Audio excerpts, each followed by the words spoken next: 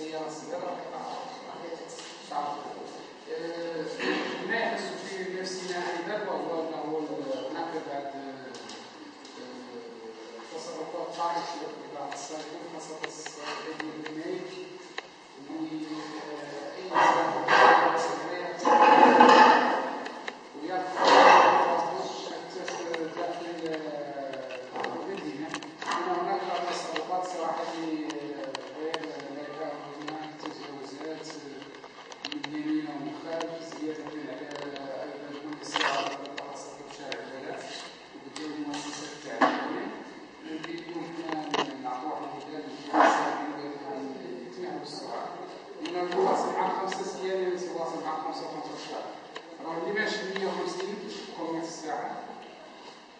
ما بين اللي ماشي 100 كيلومتر في الساعه 5 دقائق.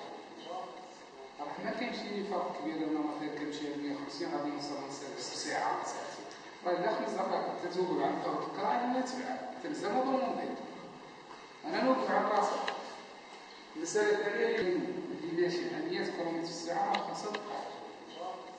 راه ما كاينش فرق كبير انه مثلا كنمشي 150 غادي نوصل ساعه ساعتين.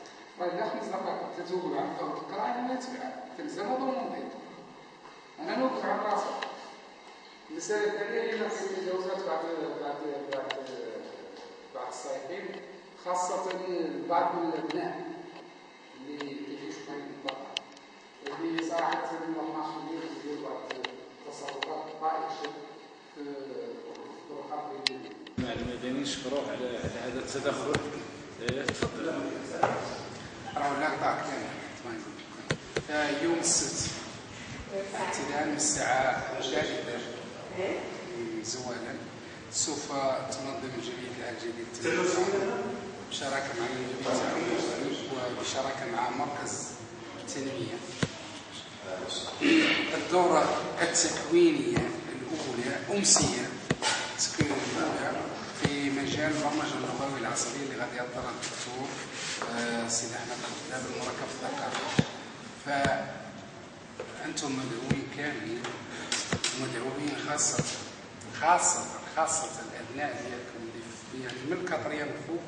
هذه الأمسية تهمهم بالدرجة الأولى.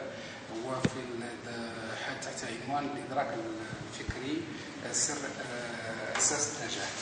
فسوف يكون الدكتور معنا يوم السبت إن شاء الله بإذن الله. هذه الدورة الأولى غتكون مع مؤسسة الفقه العالمية للتنمية البشرية ومركز الكندي للتنمية البشرية.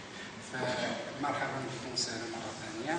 فالدعوة موجهة لكم كاملين على أساس يوم السبت إن شاء الله تحضروا معنا ابتداء من الساعة 3 زوالا بالمركز الثقافي. فهذه الأمسية ما تفوتكم إن شاء الله فيها إفادتكم كاملين كأشخاص سابق الشيطاني تهتموا فيها فمولي حتى ولادكم يجيبوا معكم.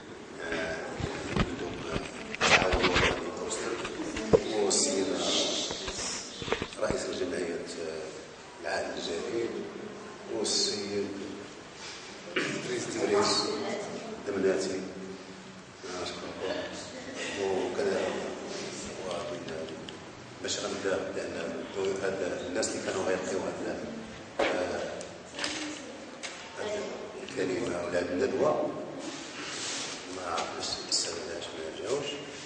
حنا بالنسبة لنا بالنسبة للمندوبية ديال التعاون الوطني ومناسبة اليوم الوطني الرقمية تنظم جمعية الجديد للتنمية والتعاضد بشراكة مع مديرية التعاون الوطني حملة تأسيسية توعوية حول السلامة الطرقية. هذا الحملة تستهدف المستفيدات من برامج المحولية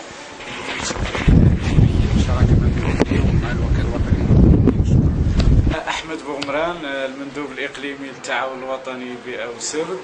يندرج هذا النشاط المنظم اليوم بدار المواطن القدس بالداخلة لفائدة النساء من أجل التوعية بأهمية السلامة الطرقية ومن أجل التوعية كذلك بمخاطر الطريق من أجل توجيه السلوك البشري ومن أجل توجيه السلوك البشري من أجل تفادي كافة الأخطاء التي يمكن أن تسبب لا قدر الله حوادث التي لا نتمناها لأي إنسان.